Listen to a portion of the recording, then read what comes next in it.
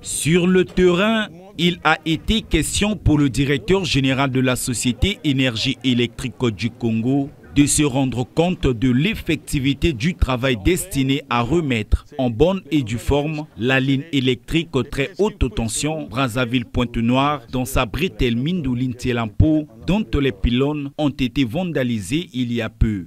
Nous avons donc pu rassembler dans nos différentes directions d'exploitation des équipements nécessaires pour construire une ligne rapide de dérivation provisoire afin de pallier à la situation actuelle.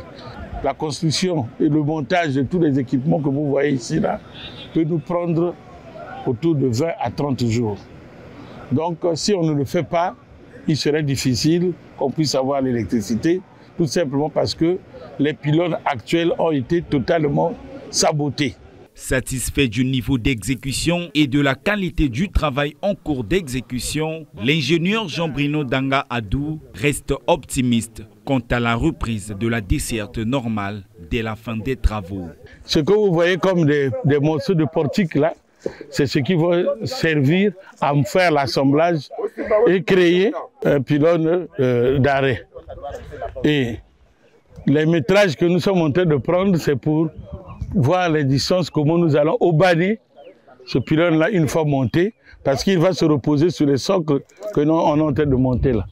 Pour rassurer les habitants de Brazzaville que nous sommes à pied d'œuvre, on est en train de travailler d'arrache-pied pour que dans 20 à 30 jours, nous puissions remettre l'électricité à Brazzaville, l'électricité qui vient de Pointe-Noire.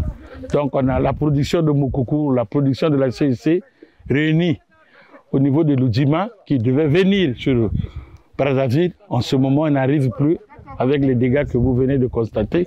Il nous reste que Imboulou en ce moment qui alimente Brazzaville. C'est très insignifiant, ce qui fait qu'on est dans la situation actuelle. Toutefois, le directeur général de EKRC interpelle la conscience collective quant aux actes qui n'honorent point, à l'image du sabotage des installations électriques qui a un coût important dans le développement socio-économique du pays. C'est des actes de sabotage purs et simples réalisés par les Congolais. Et quand nous décrions qu'il y a des gens qui sont partisans du cycle infernal de construction, destruction et reconstruction, c'est là. Ils ont agi ici, une fois de plus. Ça, c'était déjà un acquis. Au lieu qu'on puisse préserver, voilà, des gens véreux sont venus tout gaspiller pour remettre tout à zéro. Face à ces genres d'actes, les bras valides de EKRC n'entendent abandonner leur mission régalienne, a laissé entendre le directeur général de cette société.